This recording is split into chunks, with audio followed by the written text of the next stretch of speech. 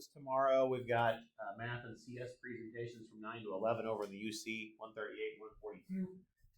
I encourage you to come out and support your fellow classmates, see what kind of research projects they were doing for their senior projects, especially since many of you have to do senior projects as well later on. So we'll have bagels and coffee as well. So I would encourage you to stop by. All right. So any questions at all before we get going?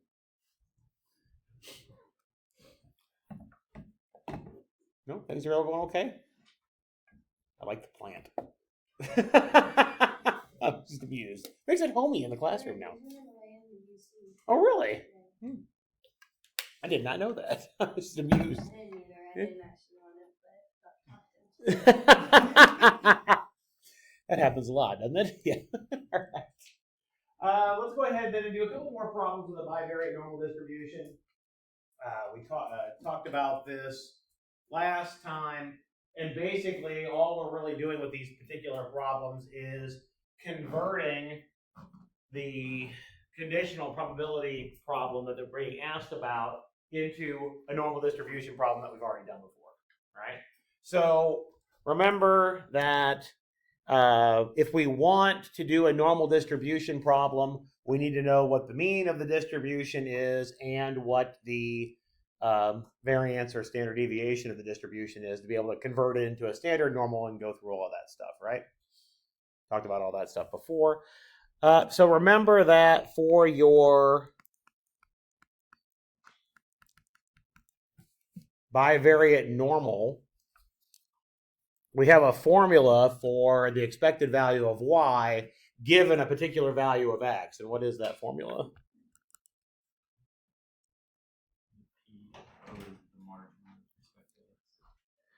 So that's our formula for finding the conditional distribution. But for literally for the expected value for this one, though, what do we have? You're right, that is the formula for conditional distributions. But for the expected value for the bivariate normal, what formula do we have? We know it's a linear function in x, right? Remember that one? Yeah, the mean of y plus. Yep.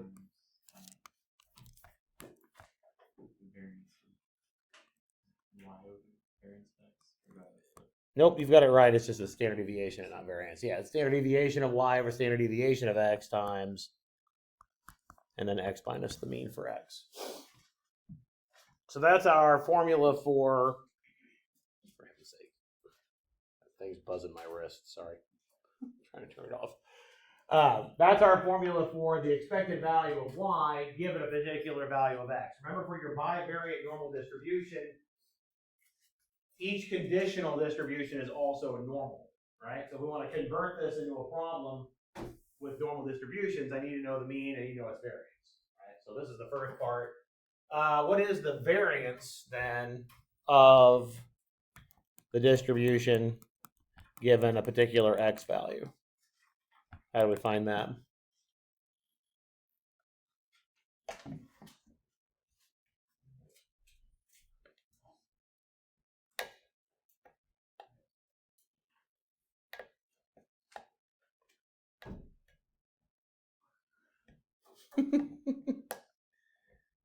I know, you've all slept since Tuesday, I know.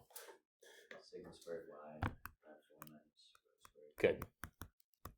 Remember again that the variance of the conditional distribution doesn't change based on the value of x. It only depends on the variance of the y and whatever the correlation is between the y and the x. So the variance, the mean changes, but the variance does not. But again, once we know these formulas, now it's just a matter of using these formulas to convert every problem along these lines into a normal distribution problem like we've done before. Okay. So in this one, we've got x and y are bivariate normal. They give you means x is 2, mean y is -3. The variances are 4 and 25, and the correlation coefficient is -0.3. This one flips it around. Instead of having y given x, you've got x given y, right?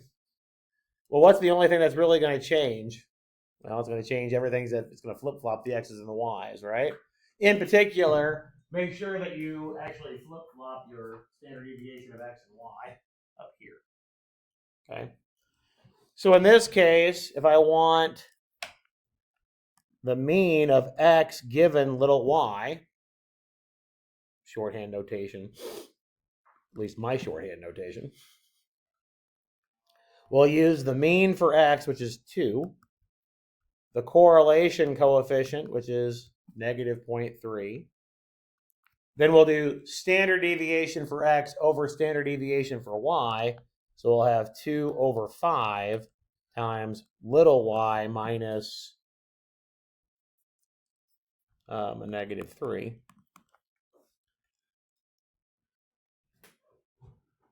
That'll be what it is for any particular y, right? Just using our formula. What value for y do we want to plug in to this formula? What value do we want to plug in? 1, right? Because it says when y equals 1. Good. I just want to plug 1 into this formula. So the mean when y is equal to 1 is going to be 2 plus, or 2, I guess it'll be a minus. I've got 3/10 times 2/5, right? So I'll get what? 6 over 25 times 1 times 4. Assuming I did that correctly.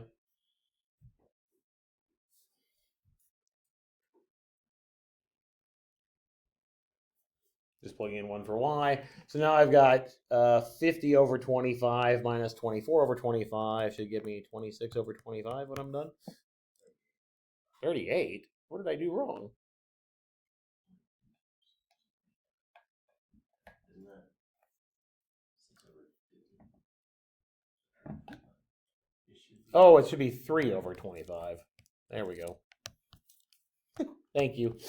You're right. I canceled my 2, but forgot to get rid of the 2. My bad. Thank you, Trace. Thank you, man. All right. We also need the variance.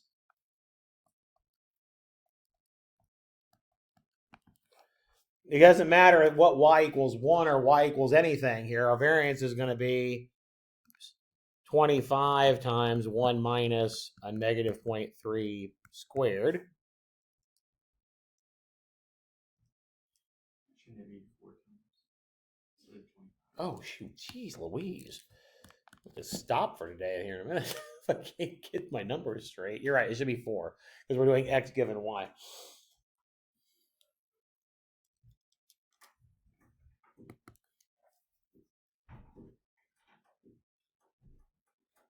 All right, so now we've got 4 times 0.91, right? I hope. Well, Trace answer what it is because he's typing in a calculator. 91 over 25. 91 over 25. Okay, cool.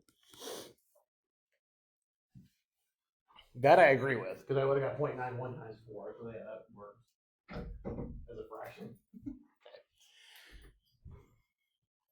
All right. So then if we want to set this up, I want x is less than or equal to 3 given y is equal to 1. I need to make a z-score, right? It's already set up as a cumulative distribution function because I have x is less than or equal to 3, right? So if I convert it to the standard normal, what do we need to subtract off the 3?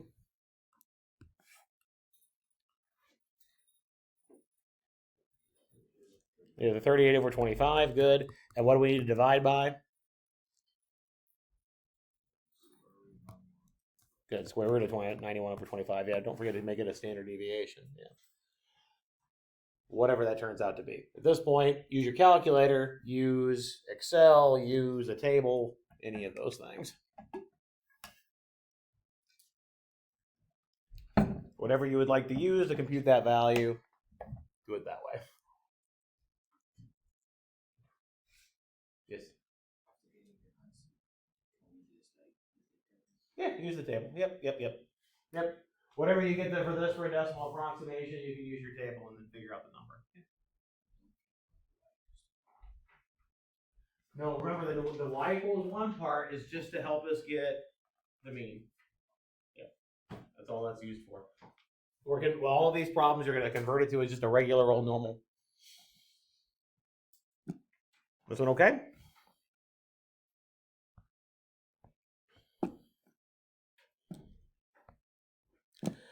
This one is just a matter of asking you a pretty straightforward question. I probably should have flip-flopped these around with the actual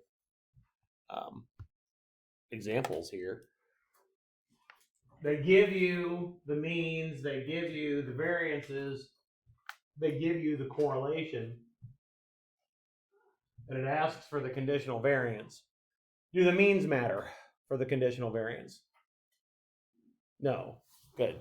What is our condition? In this case, what is our conditional variance going to end up being?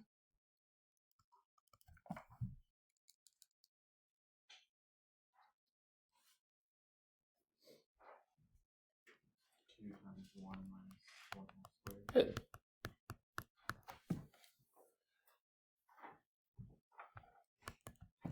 1 minus a half squared is 3/4, so we should get 3/2 there. Assuming I did my arithmetic correctly that time. That was easy, right? What if they asked you for the other conditional variance? What if they asked you for the conditional variance of x given y?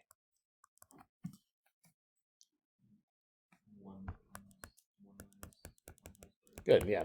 It's the same computation. You're just going to use 1 because that's the variance for x rather than 2 because that was the variance for y. You'll get 3/4 in that case.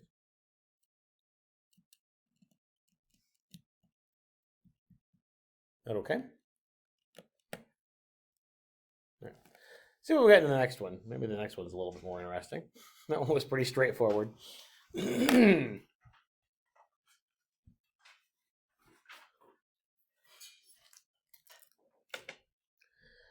one's not too bad either. It's just it sounds a little harder than it is. They give you a bivariate normal distribution. They tell you what the standard deviation of x is, and they tell you what the standard deviation of x is given y equals 100, and then ask you what the absolute value of the correlation must be.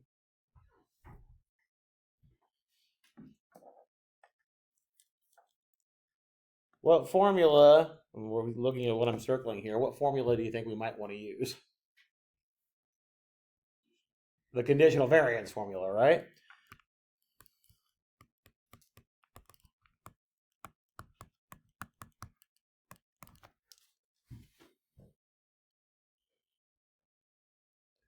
What are we going to plug into the left-hand side of the equation?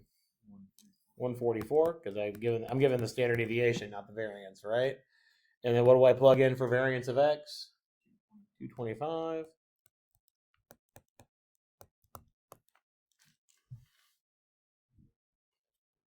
And now I just need to solve for rho.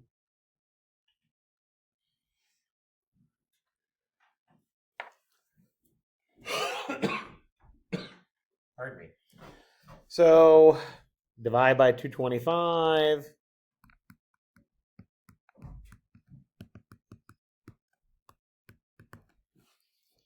What? 225 minus 144 is 81. So I get rho squared is 81 over 225.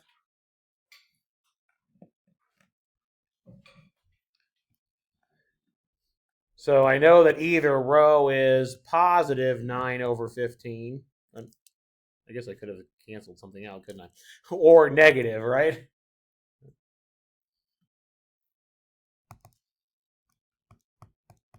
This is why I said the absolute value. I don't know if it's a positive correlation or a negative correlation because the rho's been squared, right? That's why I said do the absolute value.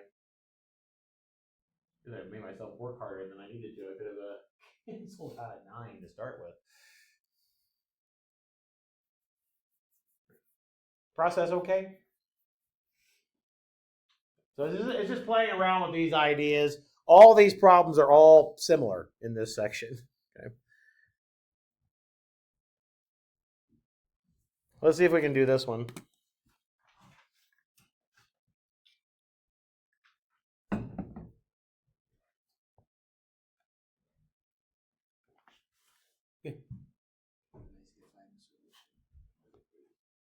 That one?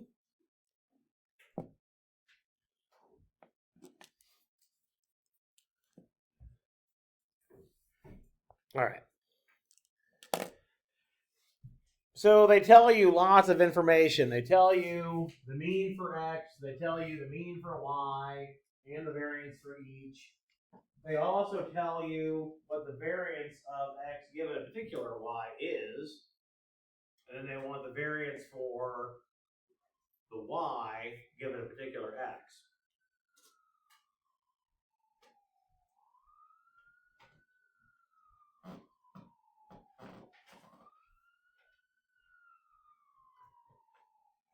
What do you think we should do in this case?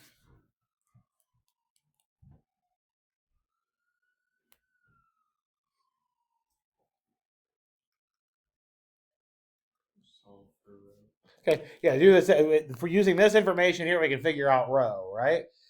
Thinking about it kind of the other way, to be able to calculate this, I'm given the variance for y, but in order to calculate that, I need what the rho is, right? Agreed? Know what the rho is. The only thing in here that tells me how I can figure out the rho is that, right? So how would I use that equation to figure out the rho? What equation would you set up?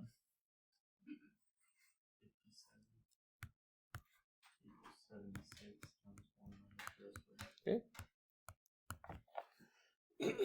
Okay. Pardon me.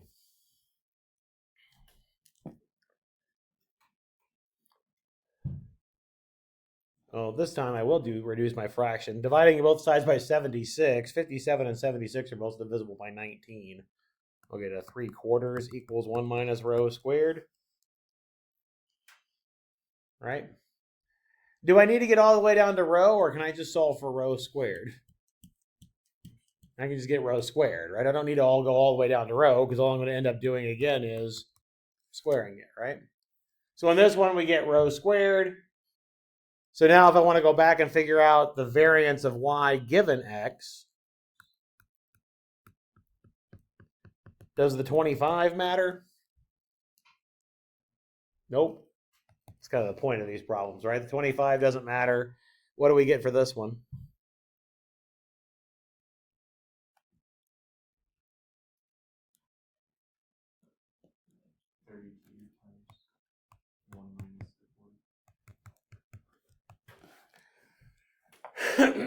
Pardon me.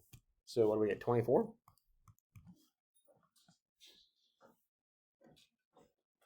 Is that okay? Feel pretty good about these? I don't think they're too bad as long as you remember what your formulas are, right? Well, let's go ahead and just go to the next section then. Switch gears slightly. Although we've already done stuff like this before. So section 5.1 is talking about transformations of one random variable to another. So we've already talked about these types of problems before. So rather than going through a long-winded explanation, let's just do this particular problem. So it says that x is a random variable. They give you the PDF for x. They tell you y is a function of x, and then they want to find the PDF for y. All right. So one of the ways we've done this, and this is basically our basic way of doing these, the book goes through and talks about a formula that you can use, but the formula is based on this idea anyway. Okay. So our general technique for doing these before, remember, was to figure out the CDF and then take the derivative and get the PDF, right? Yeah. Okay. So remember, for our CDF, by definition, that's the probability that the random variable is less than or equal to some value. I want to convert this into a statement about the random variable for x, and then, pardon me, work from there.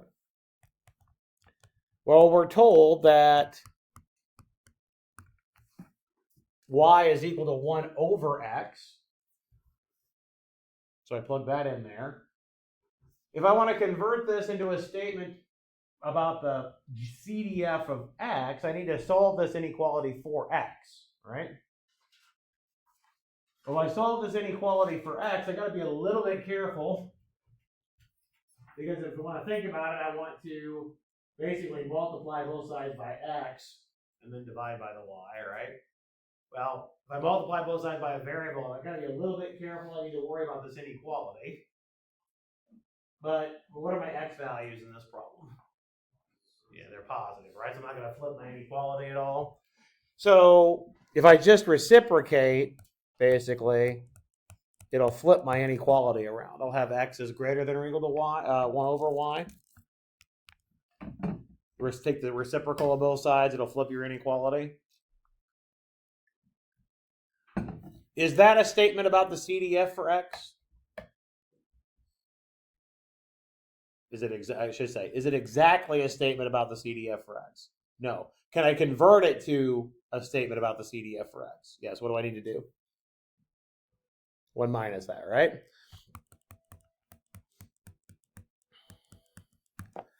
Technically, when I do the complement, I lose the equals, but does the equals matter for a continuous distribution? No. Okay. So this is now 1 minus, and if I use capital F for the CDF for x, what am I going to be plugging into the CDF?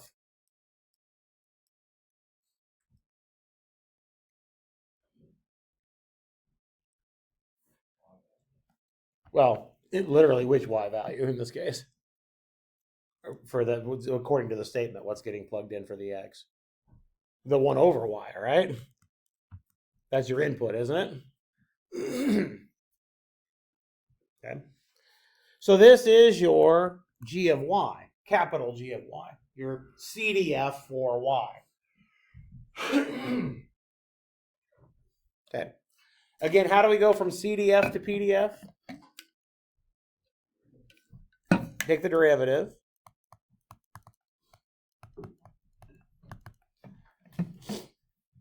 What do we get when we differentiate here? Well, the derivative of 1 is 0. I'll have a negative. Derivative of capital F is going to be little f, right? The PDF, right, for x. Leave the inside alone. Then what are we going to multiply by on the outside?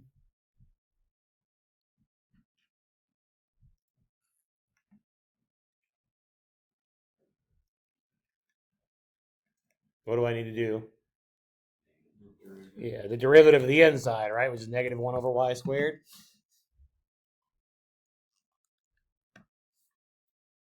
Right? Gotta take the derivative of the inside. There's a chain rule. Notice a good thing happens here. The negatives cancel, don't they? They better. I'm finding a PDF, aren't I? Okay. All right, so the negatives cancel. What is little f of 1 over y equal to?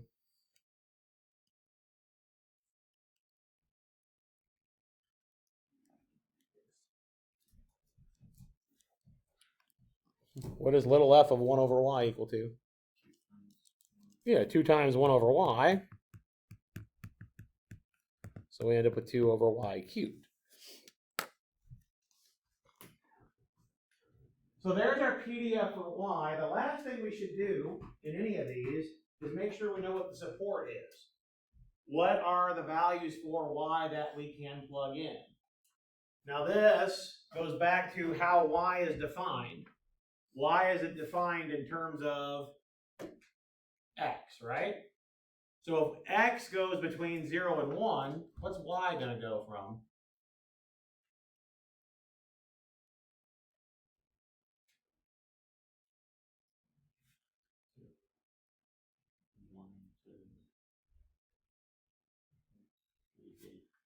When they're really big, right? Yeah. Think about what the graph looks like, right? Your graph for y equals 1 over x looks like that over here, doesn't it? If this is my x goes from 0 to 1, I'm interested in that part of the graph, right? It's going to go off to infinity.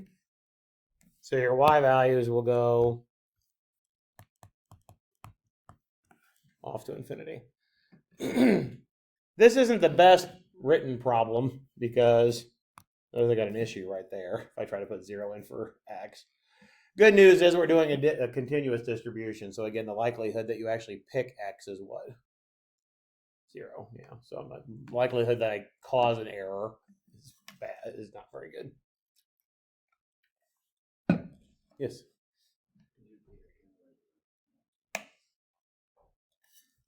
Here's my graph of y equals 1 over x. Here are my x values from 0 to 1. What are my y values going from? Yeah. I think the graph made more sense in that one. All right. So this is what the book refers to as the CDF technique. And we've done this technique more than once, right? Okay.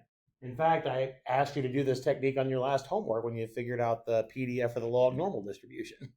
When you had y equals e to the x. It's the same concept. Okay. All right. Let's do another one. Pardon me. Goodness gracious. All right. They give you the PDF for x, and they ask you for the PDF of y defined as a function of x. So in this case, your y equals 1 over x minus 1. Notice in this case, they tell you the support for the y. Well, let's think about why this is the support for the y. As x gets bigger, what happens to y? It's smaller, right? Since x can go off to infinity, y gets closer and closer to 0 as x gets big, right? The smallest x can get is 2. When I plug in 2, I get 1 out for y, right? So the biggest y can be is 1, and then it goes to 0. All right. So this one's asking for the PDF, so let's do the exact same thing again. Let's start with the CDF. Yes? In these problems, yeah, I would always start with a CDF.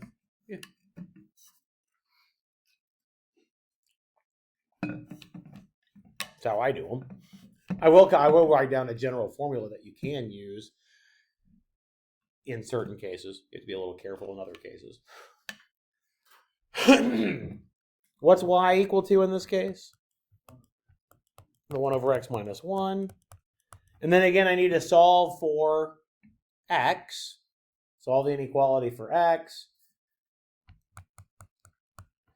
Since my x's are positive, I don't have to worry about any signs for the inequalities being weird. So I'll just reciprocate both sides. When you reciprocate both sides, it flips the inequality. When you do reciprocals, numbers get smaller, not bigger, right?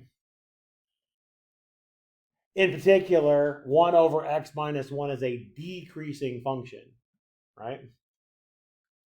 So the bigger things that you plug in, the smaller the function gets. It's a better reason why that flips. Solve for x. I get x is greater than or equal to 1 over y plus a 1, right?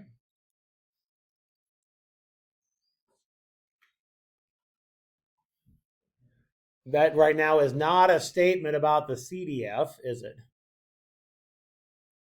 No. I need to do the 1 minus idea again. Actually, I'm going to get a common denominator. I'll write it as y plus 1 over y, just for simplicity's sake in the next step.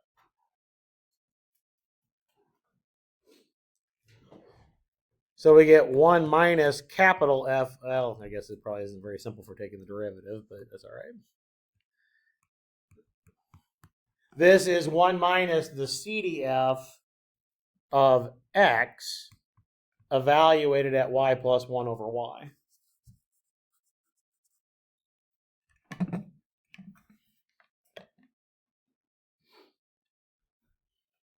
And then again, how do we go from CDF to PDF? Derivative, right? Again, your derivative of 1 is 0. Derivative of capital F is little f. We leave the inside alone. And then multiply by the derivative of the inside. This is a little bit ugly, not uglier, but I don't really want to use a quotient rule. Let me go back up to that form. what's the derivative going to be? Negative 1 over y squared again, isn't it?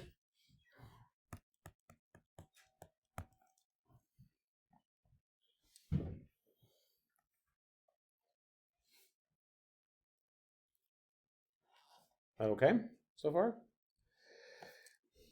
Notice again the negatives cancel. Again, the negatives need to cancel, right? Let's think about y. Okay? This is going to come up to our more general formula, which I'll write down in a minute and then never use again because I always do it this way. Okay? Why was this negative in front? Because we had a decreasing function so that when I solved for x, it flipped my inequality. So I had to flip it back with a negative sign, right? I did 1 minus that. Right? But what I'm doing here is finding the inverse function, right? I have x in terms of y. Try that again. I have y in terms of x. I'm trying to find x in terms of y. That's the inverse, isn't it? Well, if the original function decreases, so does the inverse. Okay? Think about how you graph an inverse. Ouch, that didn't feel good at all. Think about how you graph an inverse function, right? I look at the line y equals x. If my function is on this side, I'll do something like e to the x. When I flip it, this was increasing, this is still increasing, right? All we're doing is flip-flopping x's and y's, which if you think about it from a slope perspective, instead of change in y over change in x, you have change in x over change in y, right? It reciprocates the slope, but reciprocals don't change signs. So it's still increasing, okay? Why did I say all of that? It was decreasing to start with, so it made me flip my inequality, which flipped the signs here, because I had to flip my inequality back, right? But notice I'm taking the derivative of a decreasing function. What do you know about derivatives of decreasing functions? They're negative, right? So the negatives end up canceling. They better cancel, right? And like I said, this is going to pop up in our formula, right? All right, in any event, let's go ahead and finish this off.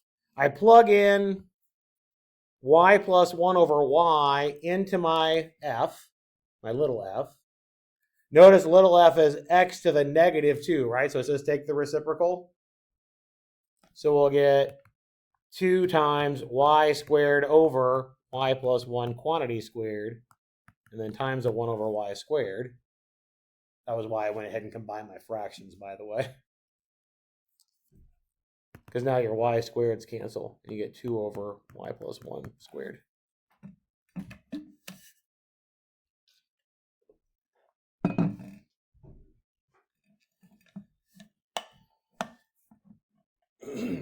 So notice again what the form looks like. We've got PDF of x evaluated at the inverse function times the derivative of the inverse function, right? So that's actually as long as we have a strictly increasing or a strictly decreasing function, that's the rule. So we'll write down what the rule is, and then we'll, like I said, I'll just keep going back to this method anyway, okay? So let's let x be a random variable. Oops.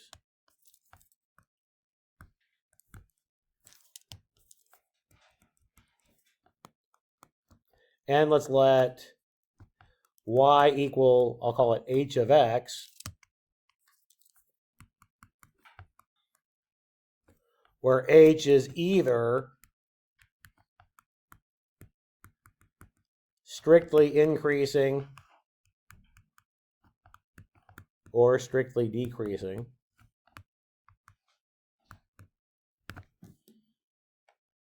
Meaning my derivative doesn't change signs, okay? If it's not strictly increasing or strictly decreasing, we have to do something different.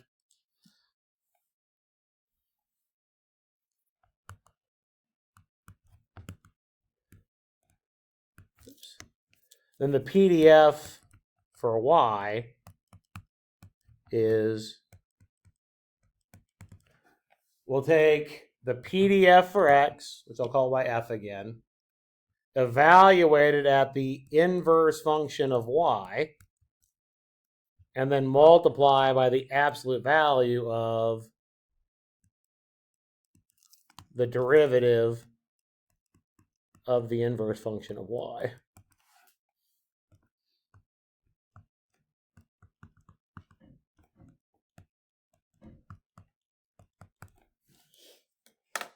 That's a formula that you can always use, but it still requires you to do the inverse anyway. I just prefer not to memorize the formula and just do it each time because I have to find the inverse anyway. Okay. But isn't that exactly what we did? Right? Found the inverse function, right? We solved for x. We found the inverse function. Plugged it into the PDF. Took the derivative of the inside by the chain rule. If it was a decreasing function, it was negative, and we made it positive because we had to flip the sign anyway. That's where the absolute value comes from. So that's the rule. You can use the rule if you want to. I'd rather just do the problem. I have got enough stuff memorized in my head. I don't need more. I don't need to memorize another rule. Okay. I got to remember things like baseball statistics and lyrics to musicals. I got important things up there. Okay. All right. Can't waste it with that other unimportant information. All right. All right. So this one starts us on the journey of what happens if we don't have a strictly increasing or strictly decreasing function. So it matters what your support is, right? Well, let's look at this to start with. I start worrying when I see things like x squared, because x squared is not strictly increasing or strictly decreasing over the entire real line, right? Because it's U-shaped, okay? However, what's my support for x? 0 to infinity. So on the interval from 0 to infinity, is that function strictly increasing? Yes, okay? So this is strictly increasing. Y equals x squared is strictly increasing on 0 to infinity. So I can use the rule if I want to, okay? It is strictly increasing, so I can use the rule. The rule, so let's just do that. What is the inverse function in terms of y in this case? Square root of y, right? The derivative of your inverse function will be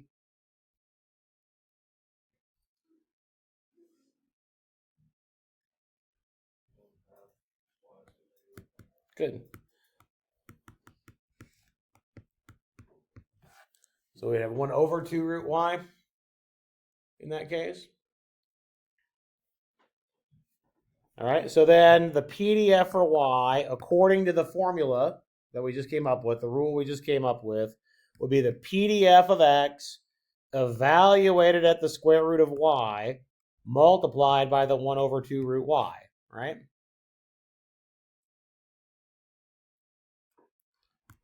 So we would have square root of y out in front, going in for the x, e to the negative, square root of y squared is just a y,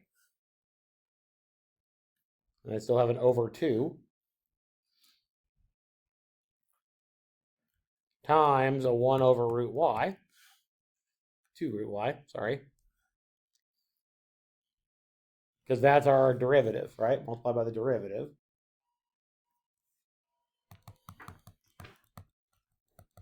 So we just end up with 1/2 e to the minus y over 2. We still need to worry about support. X goes from 0 to infinity, so what does y go through? If x goes from 0 to infinity, y also 0 to infinity, right? Looking at this, what kind of distribution does y have? What is that the PDF for?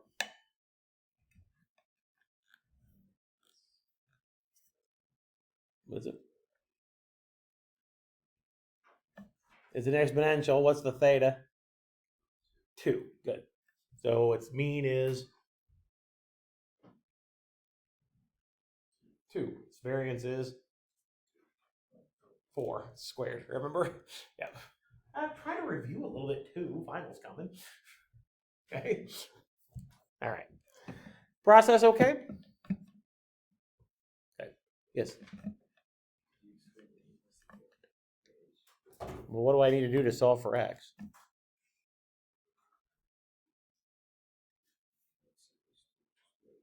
There you go. That's the inverse. I'm solving for x. That's what the inverse function is. I'm solving for x. Okay. All right. All right. Let's look at this next one. It looks similar, but what's the problem? What new thing has been introduced here?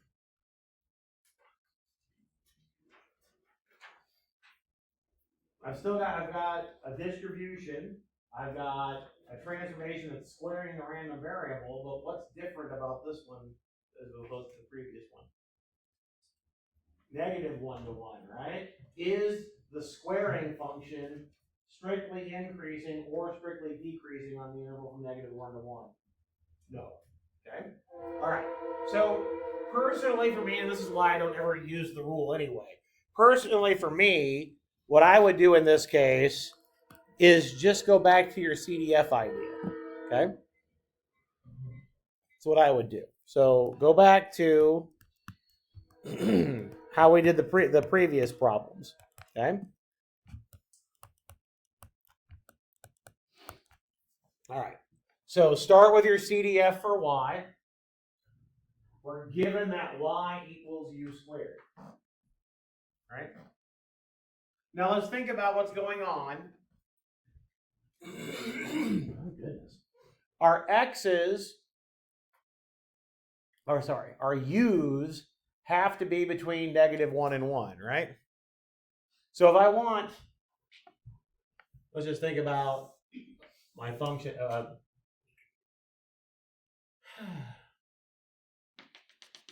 a parabola in general. If I have my parabola going this way, and I want my parabola to be underneath that line, what has to be true about my inputs? What do they need to be between? Well, for just any y, what do they have to be between? The root y and the negative root y, right? Yeah. Okay. So when I rewrite this statement, I don't get a strict inequality anymore. I get a double inequality, right?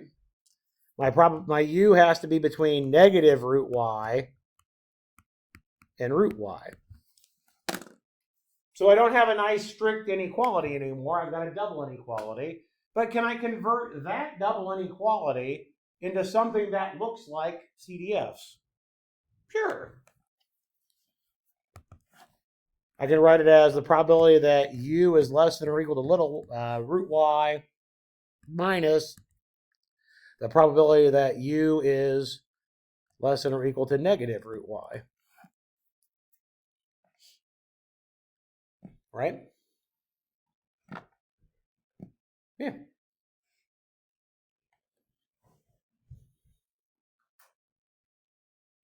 The first one is capital F of root y. The second one is capital F of negative root y. Now do the exact same thing. Take our derivative. Derivative of capital F is little f. And in the previous problem, we already know that the derivative is going to be 1 over 2 root y. Right, we just did that in the last problem, didn't we? Oops.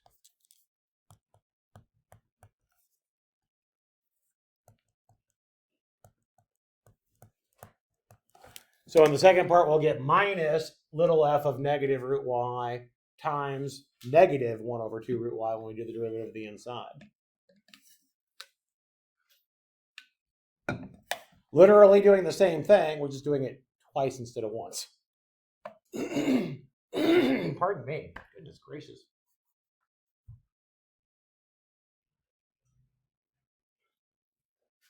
Yes. Yeah. All of these are going to be chain rule because I got to take the derivative of the inside. Yeah, the derivative of my outside is that Then you still have to do the derivative on the side. These are all going to be chain rule when you do them. Yeah. Okay. What type of distribution does U have? Uniform.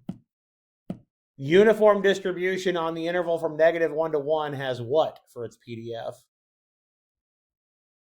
1/2, right? So what's this first part going to equal?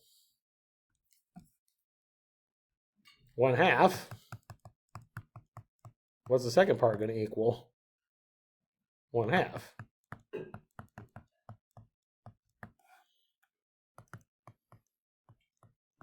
So I'll end up with 1/2 root y when I'm done.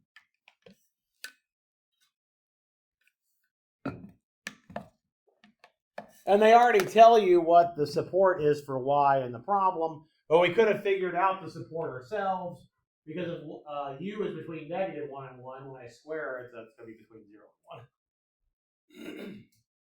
Yes. Well, what kind of distribution does u have? How do you find the PDF for a uniform distribution? What is when you have uniform on A to B? What is your PDF?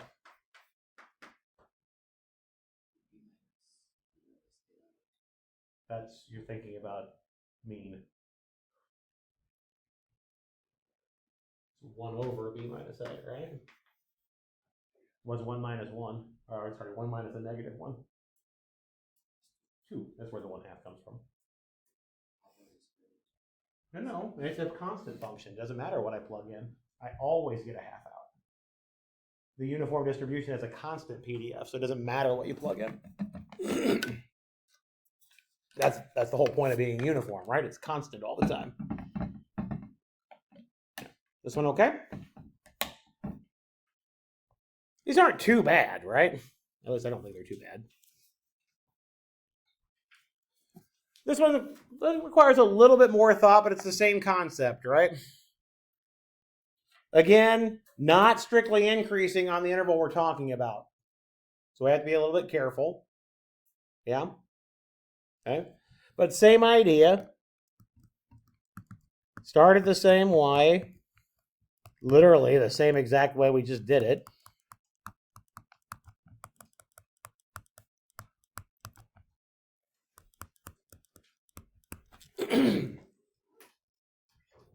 Make my statement about the CDF. Right? That's our statement about the CDF right here. Replace the random variable with the function we're talking about. And then solve for x. This is literally the same problem we had before, isn't it? So I had to rewrite it as a double inequality. Same exact idea. And then split it up as a subtraction problem.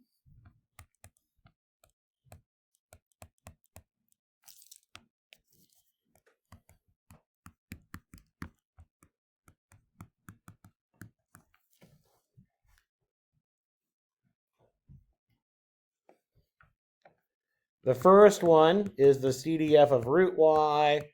The second one is the CDF of root -y. So there is our CDF for y.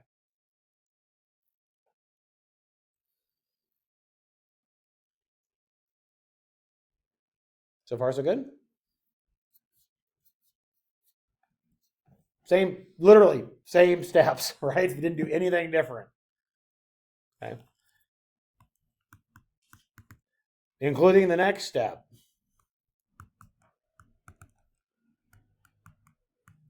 It's literally the same derivative we just did a minute ago.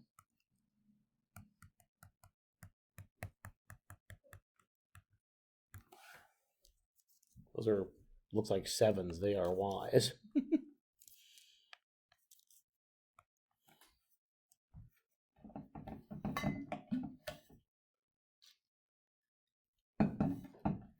Bad handwriting gets me in trouble sometimes.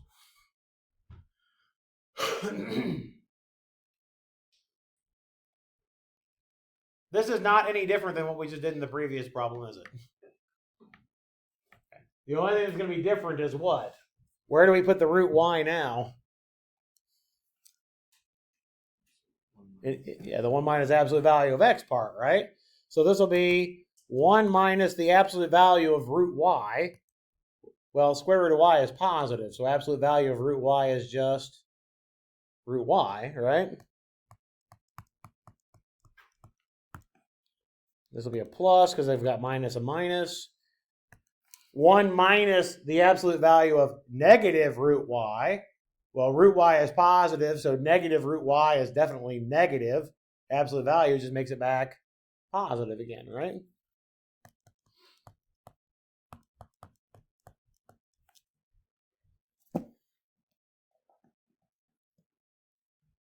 We agree? So if I want to simplify all of that mess, I should get, oops, not 2, just one of them.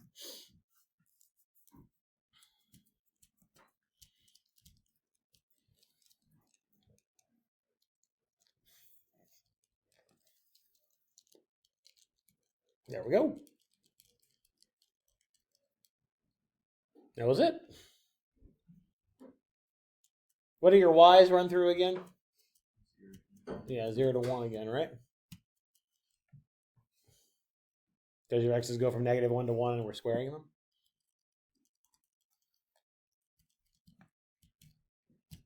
Okay. Any questions on what we did there? Well, let's do one here that gets a little bit strange. Because we have to do one that's strange, right? We can't do anything that's no. Can't go all the way through and not have something that's not weird. All right. Let's, instead of having a uniform distribution on negative 1 to 1 like we did in that one problem, or a distribution that's symmetric about 0, which is like the previous problem was, let's do something a little wacky. Let's do this one going from negative 1 to 3 for our uniform distribution. Why is this one wacky? Well, first, that distribution, not strictly increasing or strictly decreasing over the entire interval, right? However, the problem with it not being strictly increasing is that negative 1 to 0 part matching up with the 0 to 1 part, right? Once it gets from 1 to 3, it is strictly increasing, right? So we're going to have to break this up into 2 pieces. We're going to need to break it up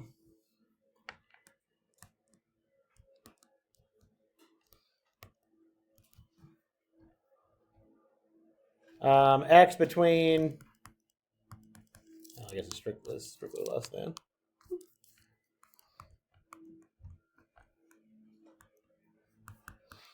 We need to break it into 2 pieces. The reason why, the transformation on this interval we say is 2 to 1. It's folding over the top of itself, right? But on this interval, it's 1 to 1. It's strictly increasing. Okay. So I'm going to need to break this into 2 pieces. If your x is between negative 1 and 1, let's go ahead and do the support now. If your x is between negative 1 to 1, what's your y? Between 0 and 1, right? If x is between 1 to 3, what's your y? Between 1 to 9, right? That's a y.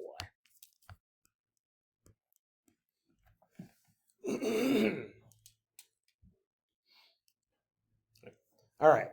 So let's do this in 2 steps. This first part right here is literally like the other ones we've been doing, right? So I'm not going to go through all the work on that one.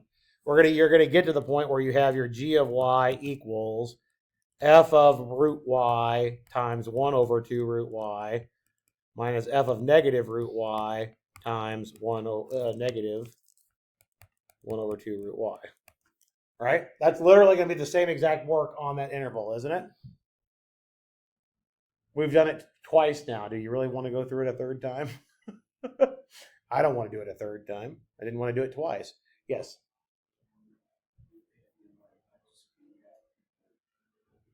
Okay. Is my function strictly increasing on this interval?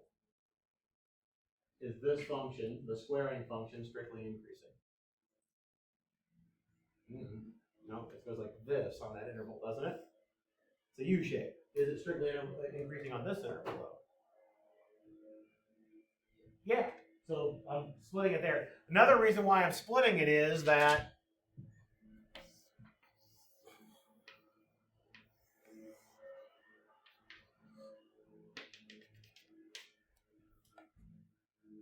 here I have two possibilities, right?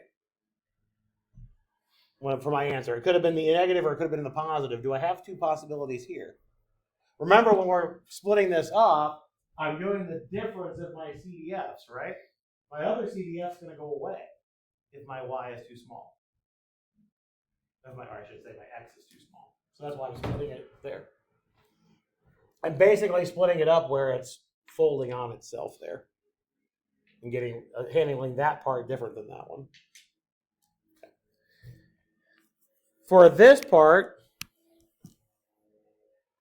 what are you going to get at this point? Oh, this should be, that's not, I combined these two things, sorry. These should be little letters, not big letters. Sorry, I took the derivatives already. My apologies. What are you going to get for that second part that I put a box around?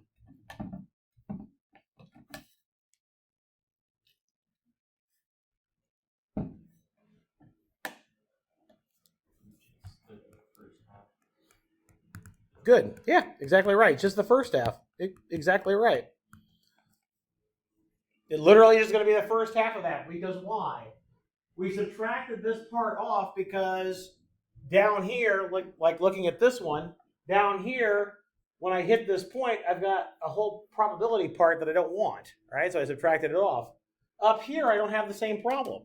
It didn't fold on itself. So I only get the first half. Okay. What type of distribution does X have in this problem? Uniform. What's its PDF? 1/4. So in this case, I would get 1/4 times 1 over 2 root y. And this will be plus another 1/4 times 1 over 2 root y. So I'll end up with 1 over 4 root y. This is for y being between 0 and 1. Over here, I get 1 over 8 root y. And this will be for y being between 1 and 9. That's a y. My y's are ugly looking today.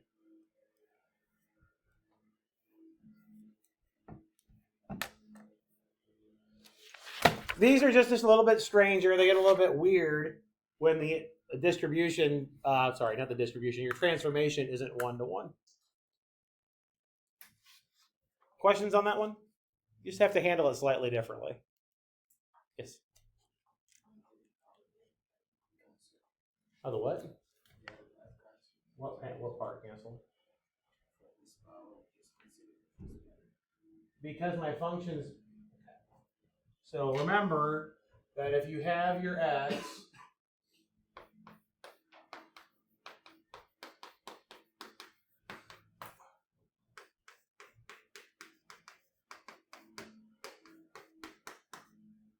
right over the top of stuff.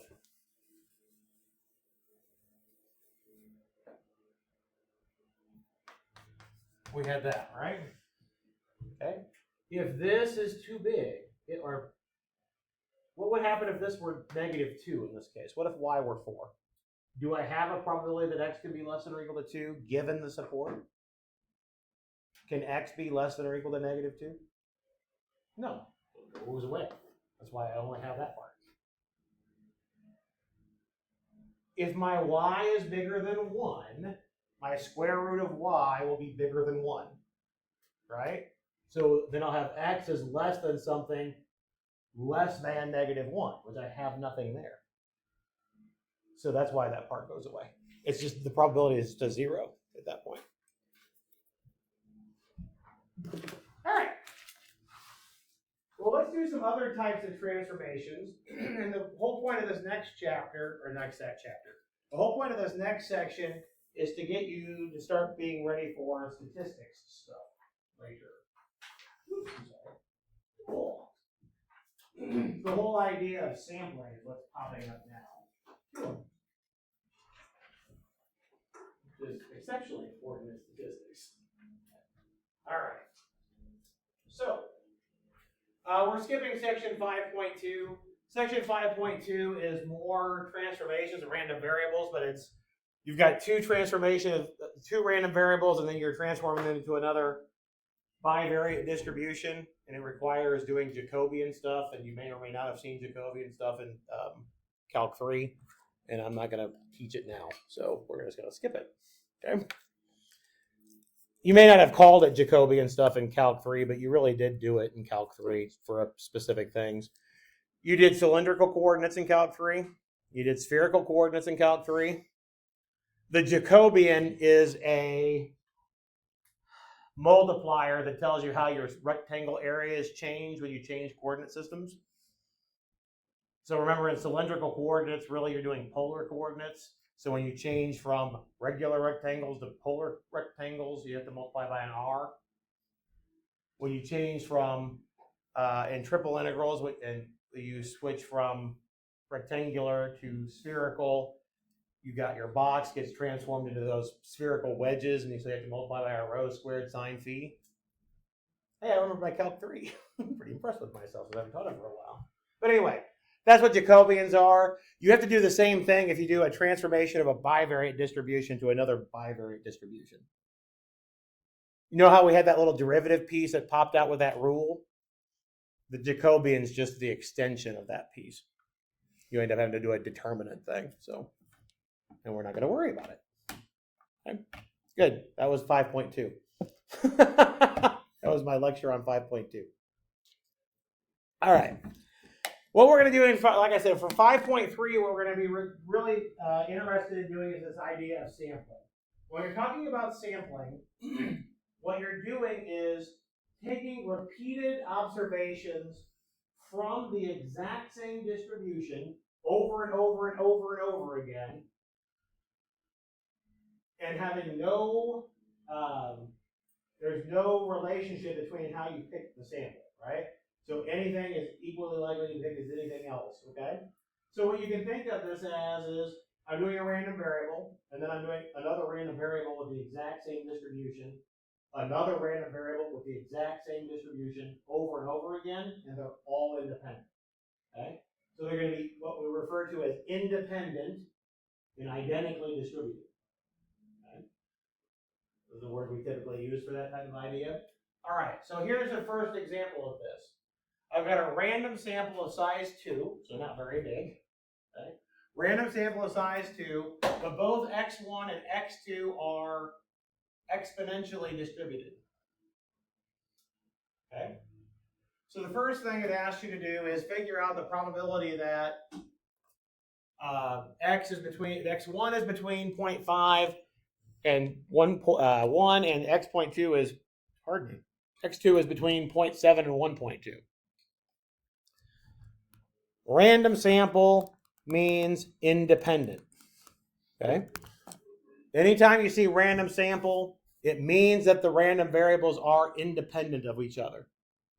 Okay? So to do part A, you'll do the probability that x1 is between 0.5 and 1, and you'll multiply it by the probability that x2 is between 0.7 and 1.2, because again, the probability of the intersection is the product of the probabilities when you have an independent random variables, right? This is stuff that we talked about back at the beginning of the semester, so it's the same concept. All right? Literally same concept, nothing new. Okay? All right. Well, let's look at these. These are coming from an exponential distribution, so this is a nice review for exponential stuff. Remember when we had exponential distributions, we could figure out what the CDF was, right? If your PDF is 1 over theta e to the minus x over theta, if that's your PDF, what was the CDF?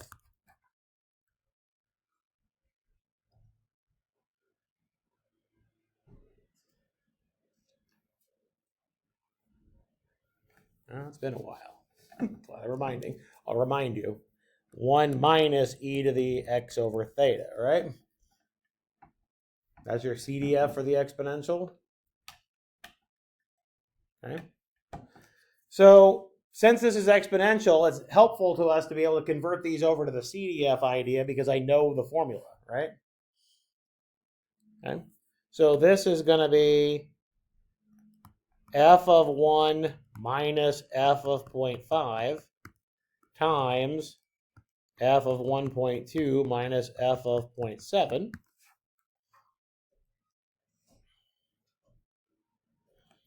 In this particular problem, what's your theta? It's 1/2, right? So my CDF is just 1 minus e to the negative 2x, right?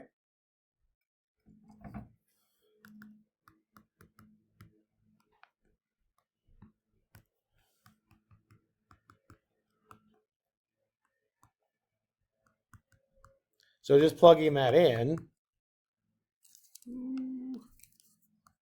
to each of those spots,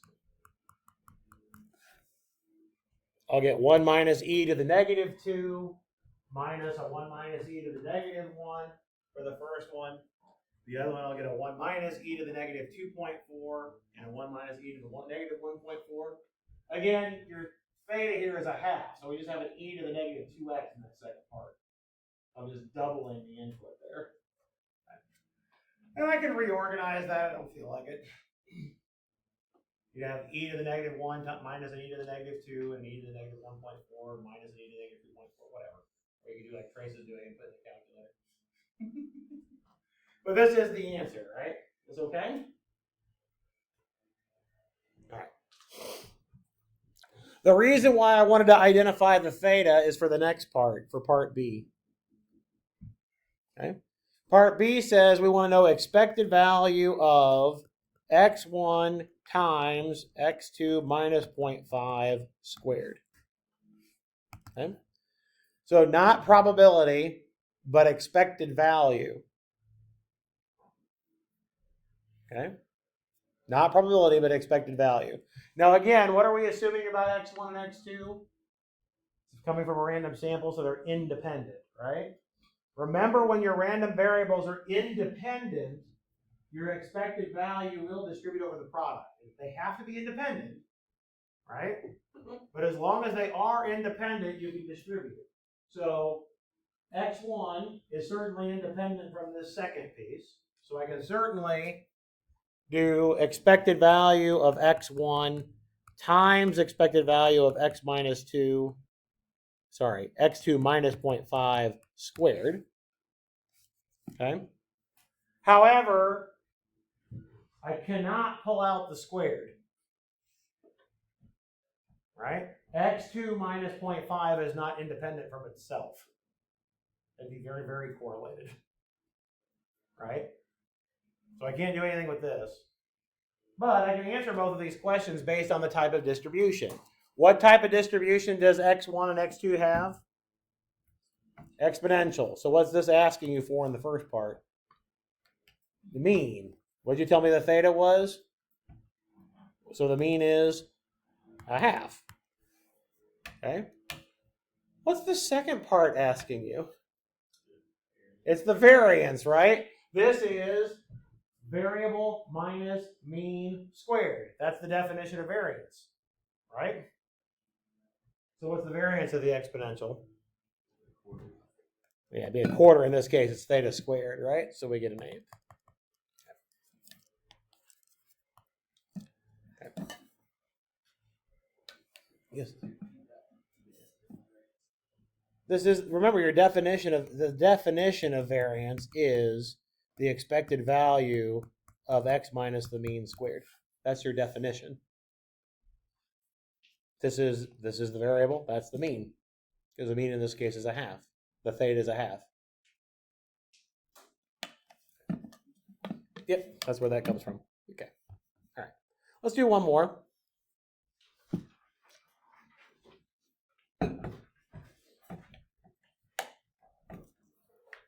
Or at least, yeah, we can get through it. We got 6 minutes. We can get this done in 6 minutes. Random sample of size 2, and they tell you a PDF and they want the mean and the variance of the sum of those two things. All right, this gives me a chance to remind you of a formula we had for variance. If I have the variance of a times x plus b times y, how did we do the variance of that expression? No matter what x and y are, how do we do the variance of that expression?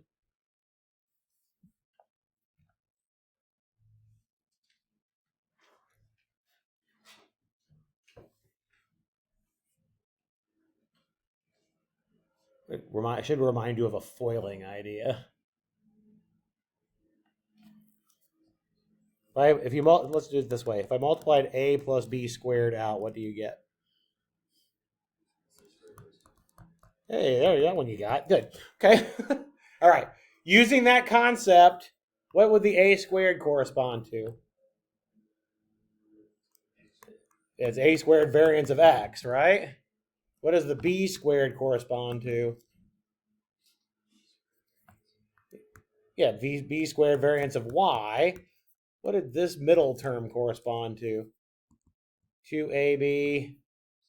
That's the covariance. Good. Oops. I mean, that's literally how I remember the formula, by the way.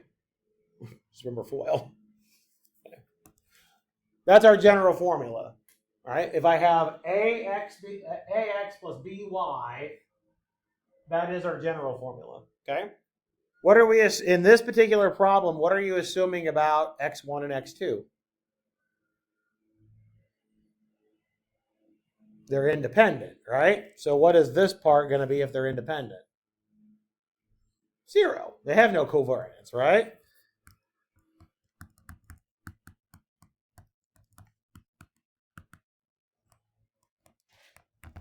Okay.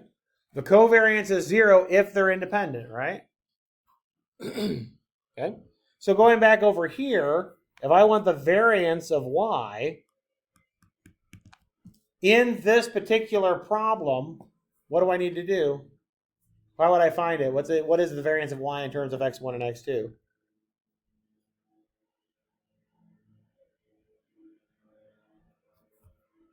Literally in terms of the variables, what is it going to be? Yeah, and that's it, right? If they're independent, then I can literally just add the variances, right? Okay.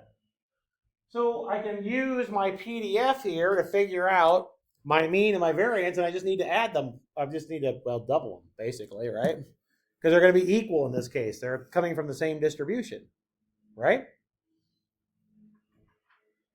Okay. So for the mean of x, I'll just call it x. It doesn't really matter. We'll do the integral from 0 to 1 of x times 6x times 1 minus x dx.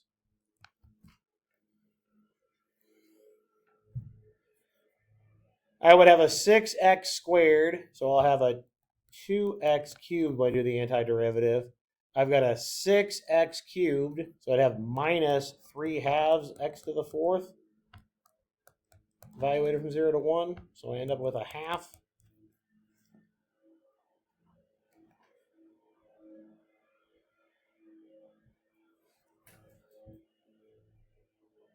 That okay for that part? So what would your mean for y be then? 1. Good. Just double it, right? It's x1 plus x2. The expected value distributes over the sum nicely. I just need to double it, right? For the other part, we need expected value of x squared.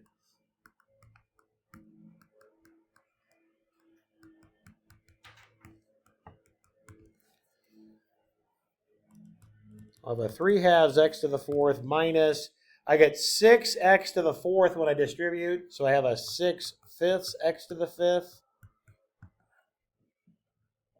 when I take the antiderivative.